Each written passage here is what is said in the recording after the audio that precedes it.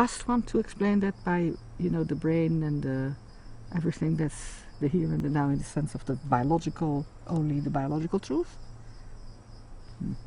So I started to really study life deeper and deeper and deeper, and over the years became more and more aware of the power of the mind, in fact. Even as a Hasidic concept says, you know, that on the one hand we're a little piece of sand and not capable of anything, which is nothing. And on the other hand, only you and me and you and you and you can influence the world really, and even influence, you know, more than you think by just how you think. And that when you strengthen the positive, in the sense, the good things come to you, and if you go into the negative things come to you. There are too many things that are pretty strong. So this all gets channeled into your song. Yeah, and I think the healing course that I developed in meditative voice really comes out of very much part of my own journey, of course, and studying the Kabbalistic concept of, you know, the Sfirot and how they work, how the psychological spiritual path is very structured, and if you know the laws, it helps. So what you're describing is a process that took you out of your own pain, and it sounds like you're offering that to others through songs and through your workshops. I think so, and it's also out of my own joy, because I have absolutely too. I'm somebody who's laughing all the time. I have so much fun. I think even in the moments where I was deeply sad, I think something was funny. I laughed my head off. So I love funny stories and jokes, and I love I studied dance. I became a storyteller. I studied acting. So it's very much joy and pain. And there's this concept of the wounded healer. I mean, and I think the peace worker in me, because I'm part of an organization called Musicians Without Borders. I worked in places where war has been. But before that, I worked in Germany all the time. So that's an incredible deep work in order to sort of, yeah, it's Don Quixote. It's not at all that, you know, again, one person makes a difference. No, maybe not. Maybe yes.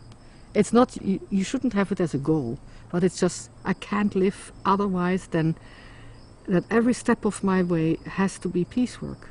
Internal peace work with myself, with the people I'm surrounded by, and then I feel responsible, very responsible for how, you know, our culture is presented, or when I see aggressive stories in the newspaper, I'm very upset, because I don't want, you know, I don't want the Meshuggahs to repeat, in a sense that it doesn't come out of a place of fear. I have understood that if you live out of a place of fear, even though you want to protect, it's not good. You should not. I'm not at all in fear. I think it's important to embrace the world, embrace differences, and go for the truth, and cry and laugh and sing and dance. You know, cut the bullshit and be honest, and then people meet each other, and very tender. It's an interesting combination. On the one hand, you know, cut the bullshit and be tough with yourself, and tender. And this is nourished by your Yiddishkeit? Totally. It is everything, because I think I'm so rich in that sense. That's another part. I also am very enriched. Who can have such a beautiful, I mean, the poetry, the melodies. There are poets that I love so much, and I mean, I also love Rilke very much. But in the Yiddish, there's something special in the tenderness of the language. And I speak it fluent now. So it's, when I speak, people always say that they know where my parents come from, and I speak, you know, Wilner Yiddish. Is there a song that you could sing that expresses what we've been talking about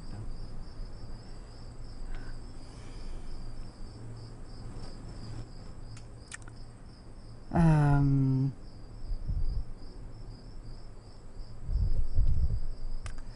A so many songs.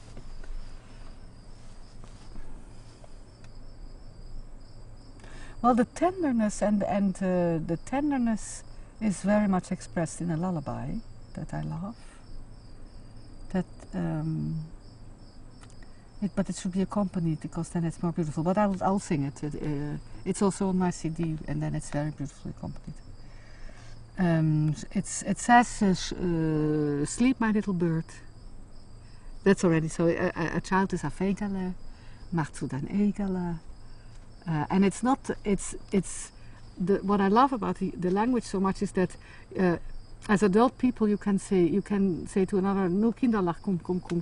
Und taibele, mein katschkele." You can, there's many tender words that you can use between adults without being, it's really, you know.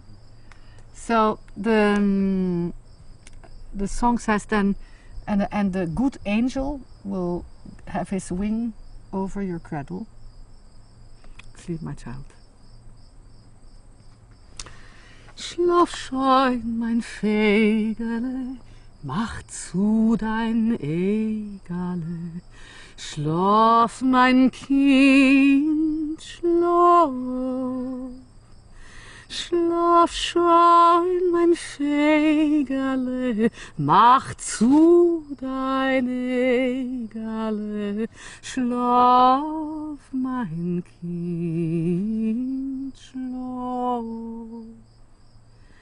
Der Malach, der Gitter, soll sein deine Hüter von heint bis morgen früh.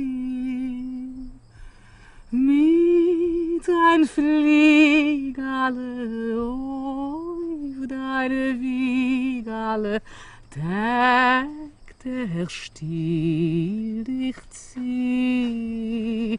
Mit sein Fliegale, auf deine Wiegale, deckt der Stiel dich zieh. Schlaf schön in Frieden, weiß von kein Leiden. Schlaf, mein teure Kind. Schlaf schön, mein Vögele, mach zu dein Egale. Schlaf dir eus gesinnt. Schlaf schön, mein Vögele, mach zu dein Egale. Schlaf dir eus gesinnt.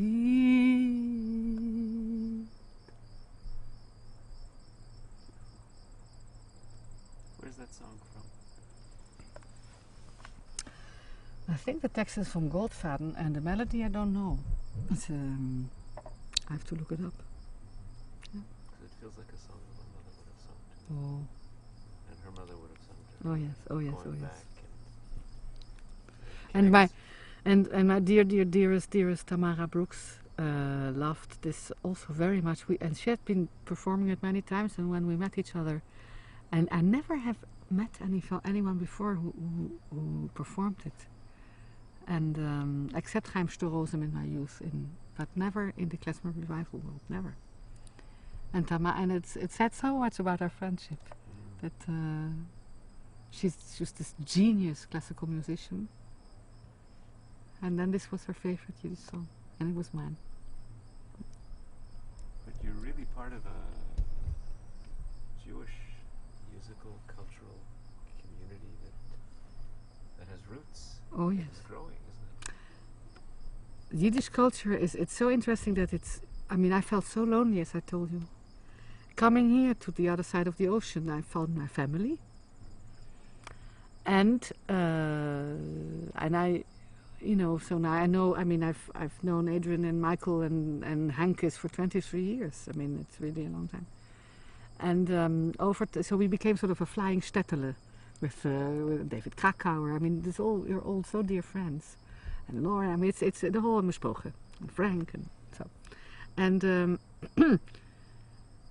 and I just said to Frank today, you know, the culture's back on its feet. And why?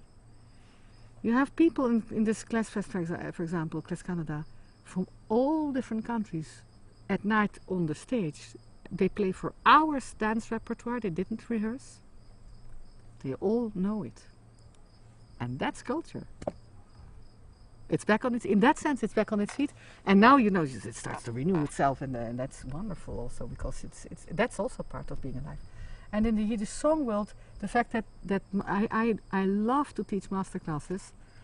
Yesterday, you weren't filming then, of your crew wasn't filming. It was a fantastic day, where so many breakthroughs happened with, you know, those wonderful classical singers who start to, in my view, which I think is important, that it's not about, you know, it has to be in love with the song, be in love with the text, be at service of the text, be at service of all the things it sort of calls for in your, and know about the style, know about the pronunciation, know about the language, and a beautiful voice should be at service of the whole thing.